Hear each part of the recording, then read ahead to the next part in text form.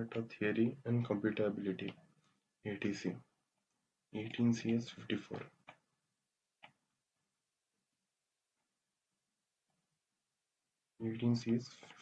Before proceeding on to the module, I have created a roadmap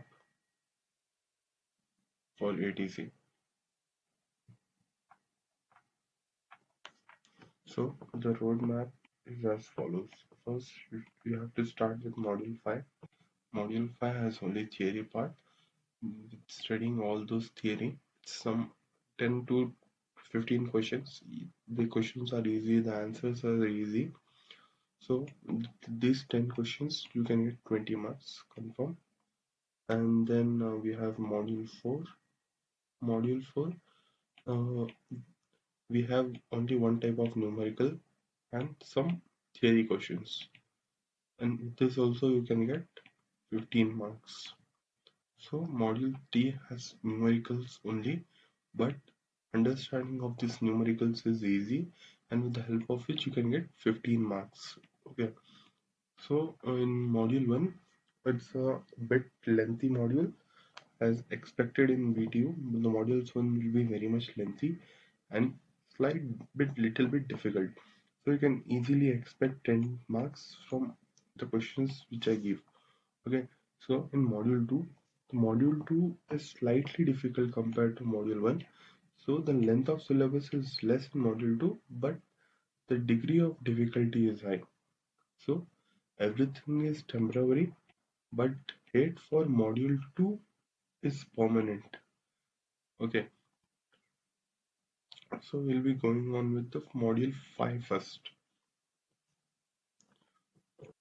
Module 5. The first question is, what is decidability? So there is a Turing machine, yum. We'll learn what is Turing machine in module 4. You just keep a basic idea that there is a machine known as Turing machine, yum. Okay, which reaches a state Q, and it halts, like it goes to final state. It will end. So there is a Turing machine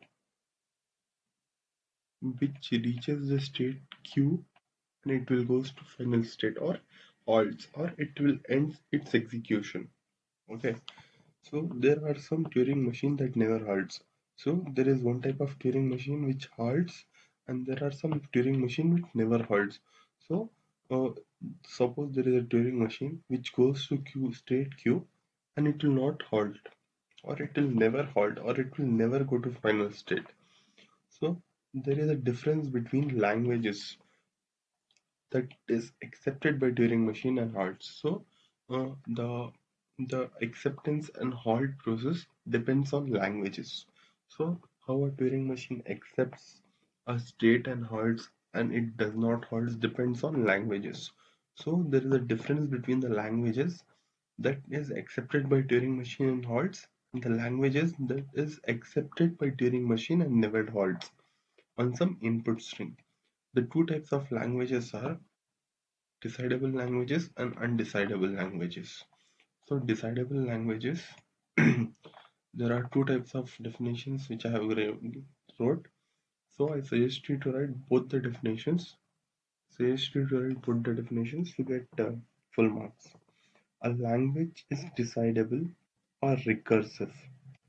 Decidable or recursive is the same. Recursive we have studied in C programming that a program that calls itself is known as recursive program. So it is same. A language is decidable or recursive if there is a Turing machine that accepts and halts on input string W. So if a Turing machine accepts string W and halts with the help of a language, with the help of a language, so we say that language is decidable. So this is a Turing machine. Okay, we have given some input W. It makes use of some languages, and with the help of languages, if it halts, if it halts, then we say that the language is decidable. Every decidable language is a Turing acceptable. So uh, you just memorize it. There is nothing there to explain. Every decidable language is Turing acceptable, or you can say that a problem with two answers, yes or no. A problem can have two answers, whether yes or no, is decidable if the corresponding language is recursive. So in short, we can say that a problem is decidable. Problem is decidable if the language is recursive. Okay, the problem is decidable if the language is recursive. So the corresponding language is recursive. Then the corresponding language is recursive. So we can say that if a program is decidable, then the language is recursive. The same I wrote here one more time. So when this is a state yum Turing machine, this is a Turing machine. Okay, it is in the state Q. This is state Q. If we apply input to state Q, it will accept and go to final state, accepted. Or if not final state, it is rejected. So it is a representation of the operation. A language is decidable when the Turing machine for the given input string should halt, either by accepting it the string or the rejecting the string. So a language is decidable whether the Turing machine should go into final state, either by accepting it or by rejecting it. So in by accepting it, it is going into final state. So we conclude that the language uses decidable. So undecidable. A problem or a language is undecidable if it is not decidable. Simple. Or you can say like a problem with two answers, yes or no, is undecidable if the corresponding language is not recursive. If the corresponding language is not recursive. Okay. Sometimes if a language is not recursive, then it could be recursive enumerable languages. So um, sometimes we can't say that the language used is undecidable only. Sometimes when a language we use, it could be recursive enumerable languages. So that is what it is written here. Sometimes if a language is not recursive, it is not if a language is not recursive, then it is not compulsory that it is an undecidable languages. Okay, it could be recursive enumerable language also. Uh, the example for undecidable languages are so the halting problem of Turing machine makes use of undecidable languages. The post correspondence problem also make use of undecidable languages. So will come what is recursive enumerable languages. So a language L belongs to L is a subset of sigma star. It is a set of input. Sigma is is a set of input. Is recursive enumerable. In short, a language L is recursive enumerable if there is a Turing machine M which accepts the string W and halts. Okay, so a language is recursive enumerable if there is a Turing machine M which accepts the string W and halts. If there is a Turing machine M which rejects the string W and halts. So there are two possible cases. The third case is if there is a Turing machine which neither accepts or rejects the string W and never halts. So there is a Turing machine M which neither accepts a language or neither rejects a language and will not halt also. It will neither accept or reject the language. It will not halt also. It will enter into a loop. It will not halt, but it will enter into a loop. So that type of languages is known as recursive enumerable languages. The only difference between recursive language and recursive enumerable languages, in recursive enumerable language, the third case is present. So if we remove this third case, then till here till here is recursive language. Okay, if you add the third point, this third point, then it is recursive enumerable language. Explain the variants of Turing machine. So the question can be in this form. or they can directly ask explain multi-tape Turing machine or explain non-deterministic Turing machine. So if we have to be uh, active while answering the questions, the question can be twisted also. So what is multi-tape Turing machine? Turing machine, TMS Turing machine. A multi-tape Turing machine is nothing but a standard Turing machine with more than one tape. So what is Turing machine? We'll learn in module 4. So multi-tape Turing machine is nothing but a standard Turing machine with more number of tapes. See, there are one, two, three tapes. There could be multiple number of tapes. Okay. So for the explanation, we are using three tapes. So this is a finite control. This is a multi-tape Turing machine representation. The components of Turing machine, multi-tape Turing machine are multi-tape. Sorry, the components of multi-tape Turing machine are finite control, multiple read-write head. So we have first finite control and multiple read-write heads. So each tape is divided into cell. Each tape is divided into cells. These are cells. Each tape is divided into cell which can hold any symbol from the given alphabet. It can hold any symbol. Okay. If read-write head is pointing to tape 1. So if read-write head is pointing to tape 1. Okay. Then the read-write head move towards right.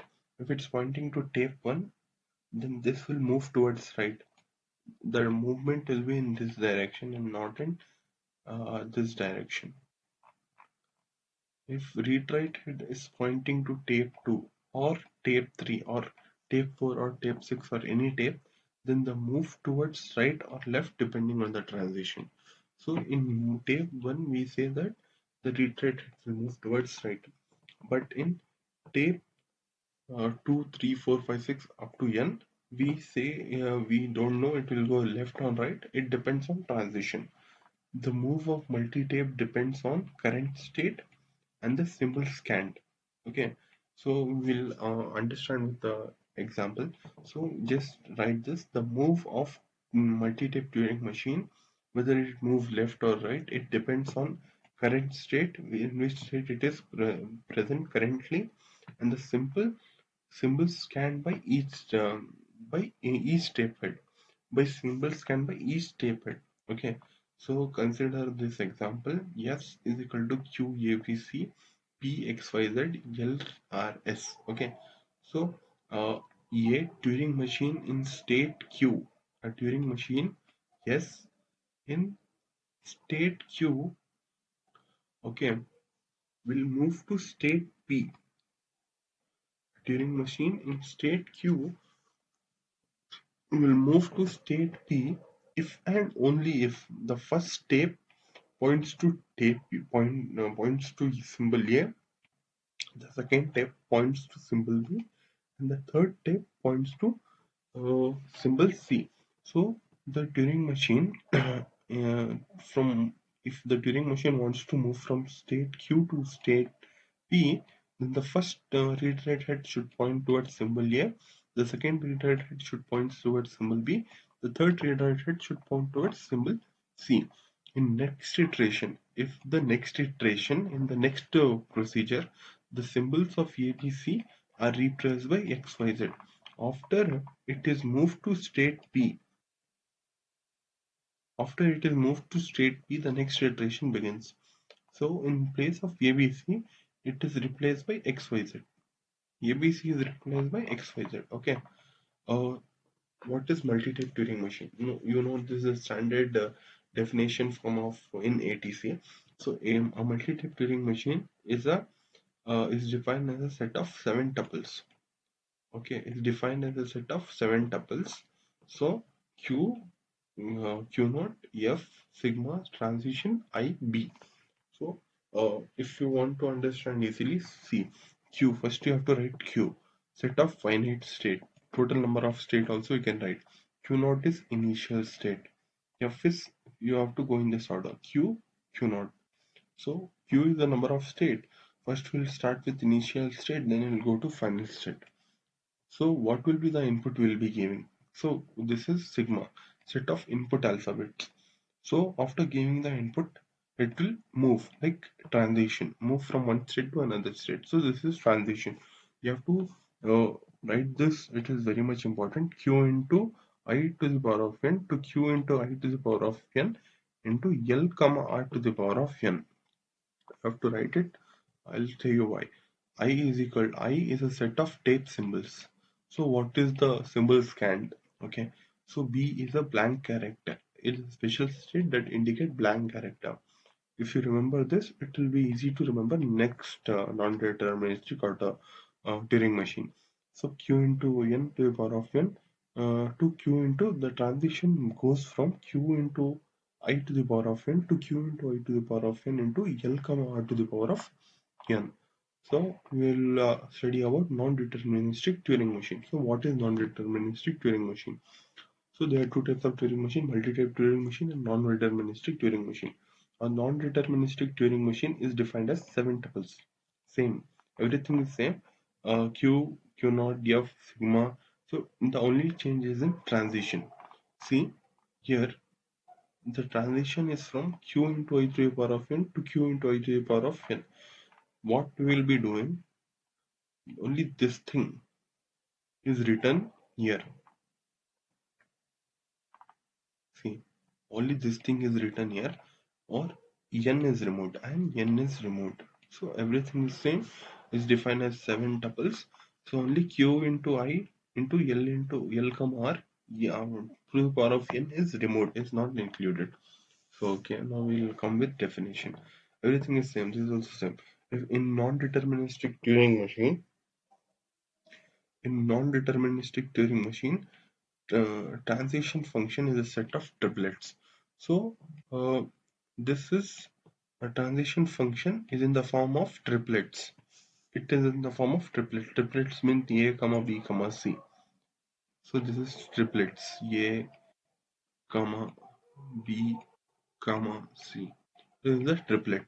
Transition function is a form of triplet. Consider a Turing machine M with input string X and it is present in initial state Q0. Then the transition function can be derived as. So there is a Turing machine M which has an input X and it is present in the state Q0.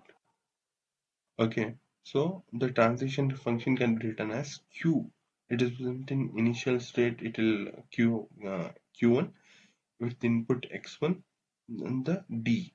See, you have to write same thing: q comma x comma d, q1 q2 comma x2 comma d, q3 comma x3 comma d, up to this is up to qi comma xi comma d, where I is an integer. See, it is I is an integer 1 2 3.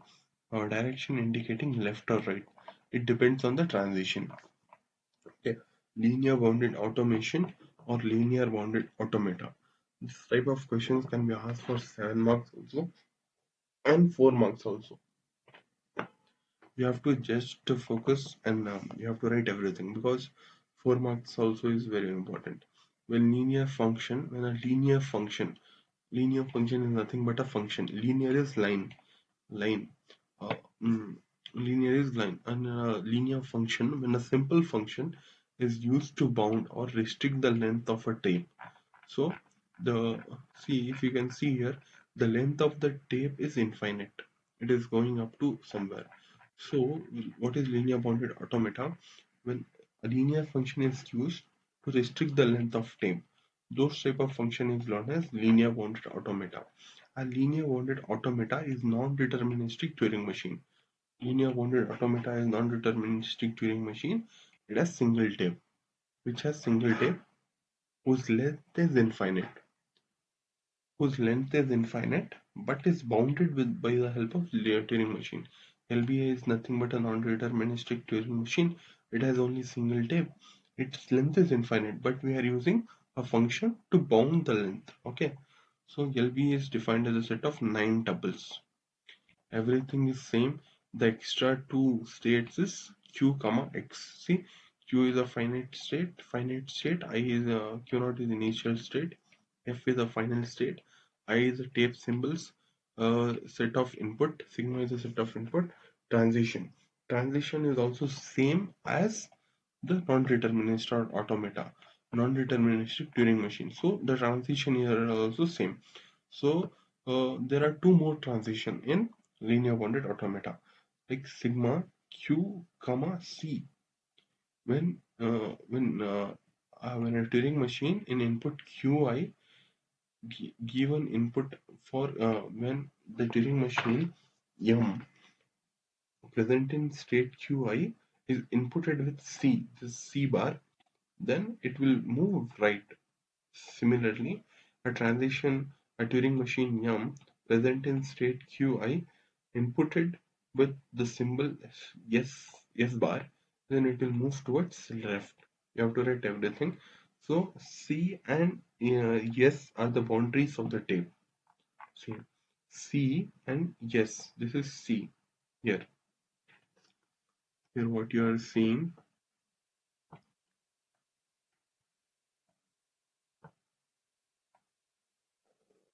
here what you are seeing is C bar. Here what you are seeing is yes bar.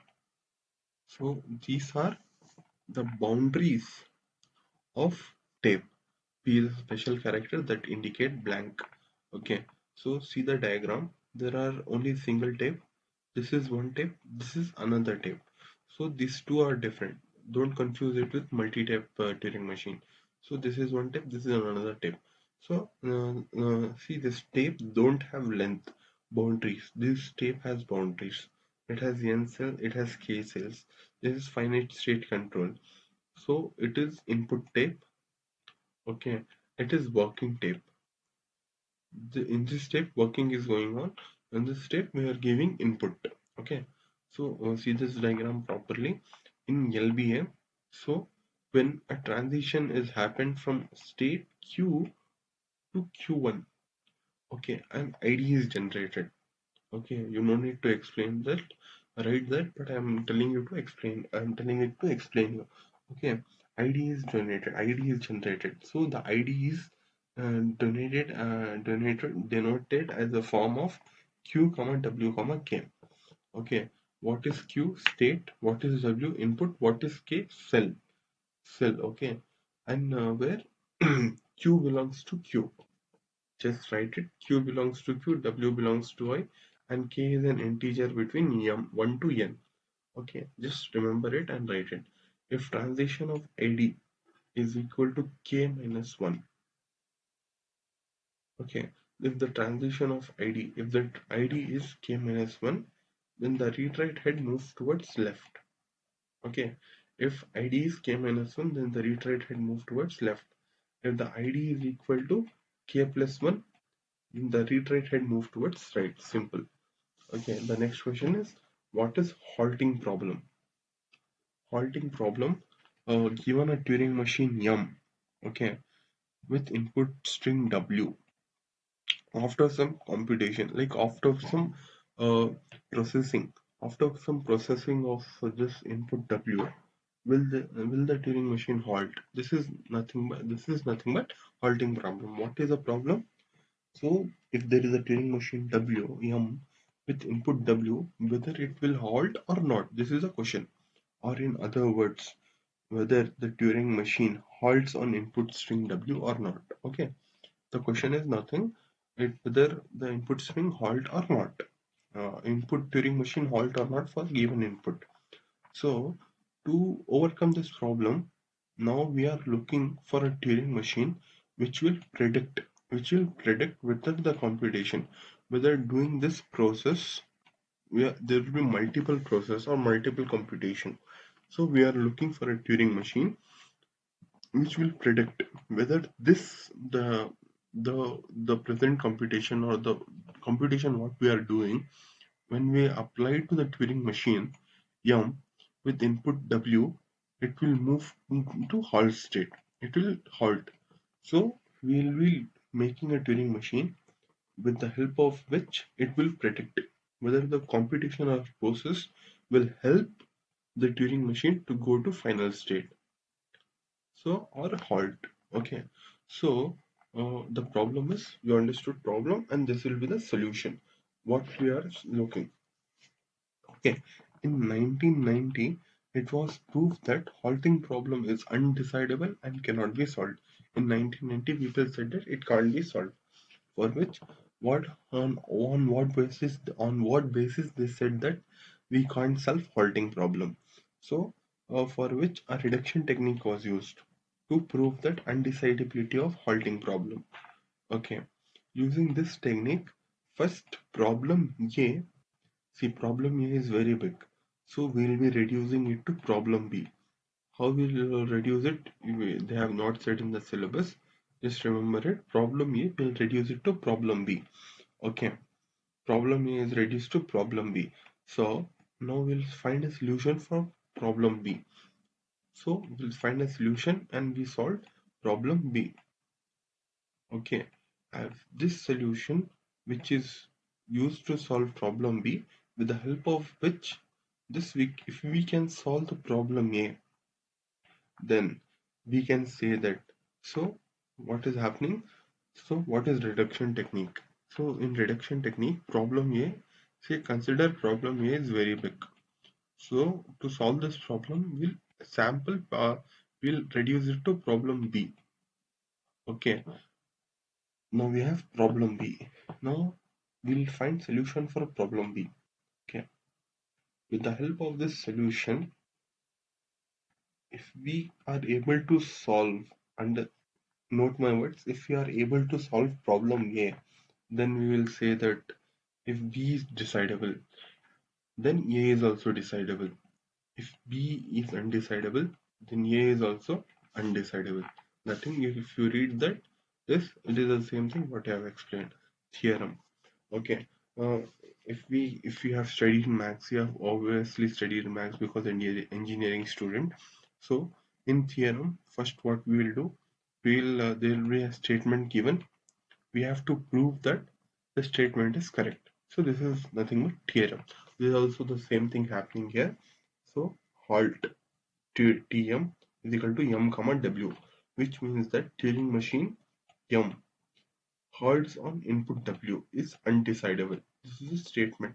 You have to write the same thing to get full marks. Okay. So this is a statement given. Now what we'll do to prove it? Okay. We assume that Turing machine is decidable. So in theorem, the basic rule is if this is a statement A, we will assume only A dash, statement A dash, and we prove that our assumption is wrong, so A is correct. So what happens? We assume how TM is decidable, and we prove contradiction to our statement. So first we'll assume that the Turing machine is decidable, and we'll prove contradictory to opposite of our statement, and we'll prove that all Turing machine is undecidable. So you should know the basic principle of theorem to understand what I am trying to say. Let M1 be the Turing machine which halts our input string W. Which halt means you have to know end state, final state, or ending. If let M1 be Turing machine which halts our string W, then we construct a Turing machine M2 as the follow. With the help of we construct M2 by using these rules. Okay, the rules are for Turing machine M2, M comma W is input. For also for M2, the string W is given as input as same as we given it Turing machine M1. See, the Turing machine M1 acts on M comma W. When Turing machine M1 is given W as input, so what happens? Now, if M1 rejects M comma W, then M2 also rejects M comma W, because M1 and M1 and M2 has same input, because Turing machine functionality is same, so we are giving same input. So whatever M1 does, M2 also follows blindly. So M1 rejects M comma W, then M2 also rejects M comma W. If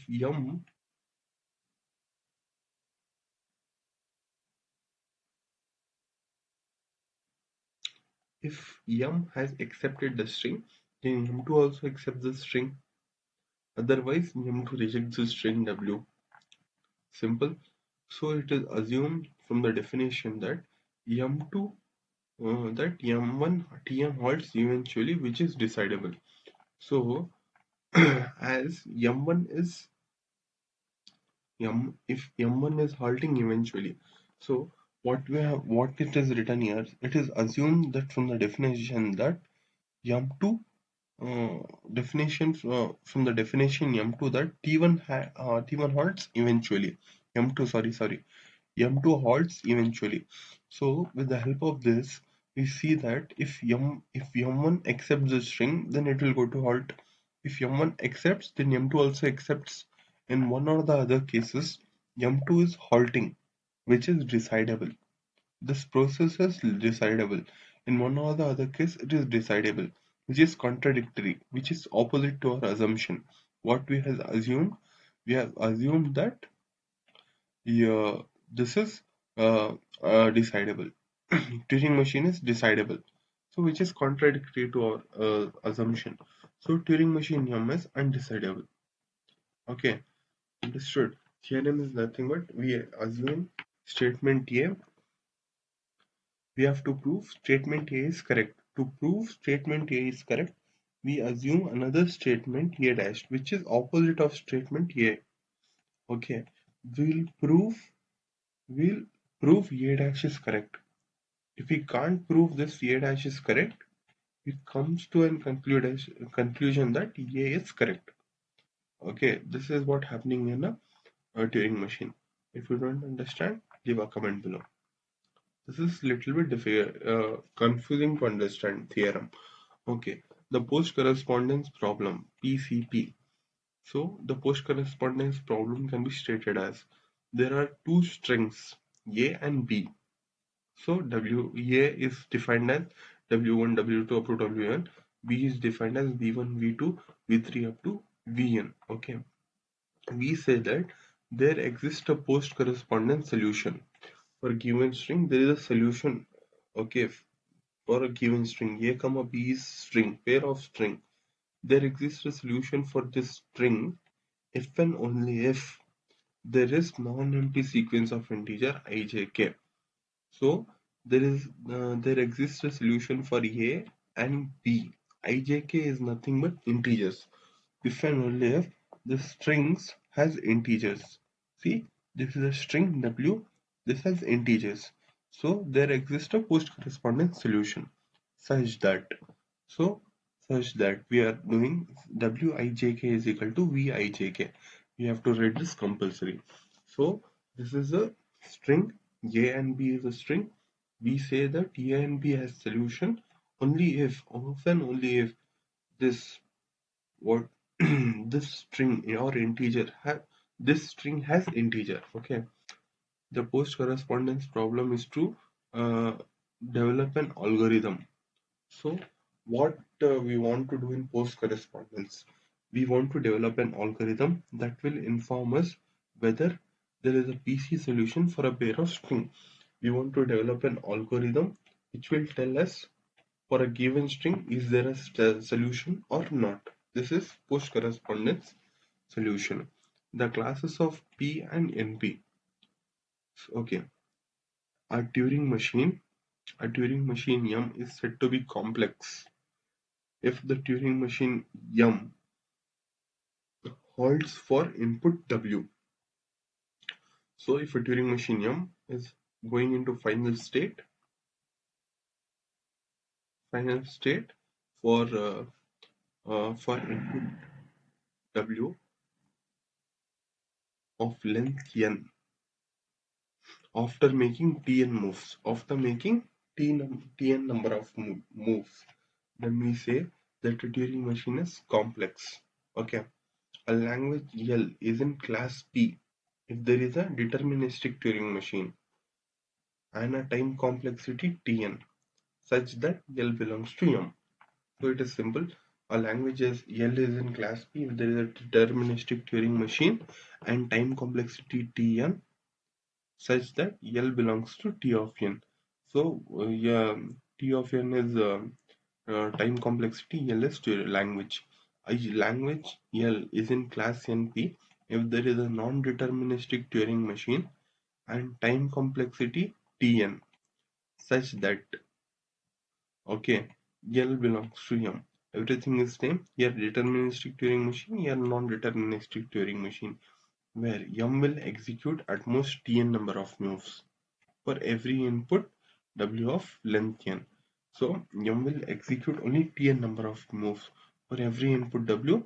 So only M will execute Tn number of moves. You have to keep this point in mind. Okay. So define quantum computation or quantum computers. It is one and the same. Okay. So what is quantum computer? A quantum computer is a system built using quantum circuits. So in EC we study about gates, resistors, capacitors, and diodes, etc. If we combine all those electronic equipments, it becomes a circuit. So this is in quantum computer. It's built with the help of circuit. Quantum components are used to build quantum circuits containing wire quantum gates to carry out manipulation of quantum information. So, to carry out processing or manipulation of quantum information. In digital computers, in our normal computers, the data is represented in binary form, that is 0 and 1. But in quantum computers, it is represented mathematically. Like see, 0 is represented as alpha and beta is represented as 1.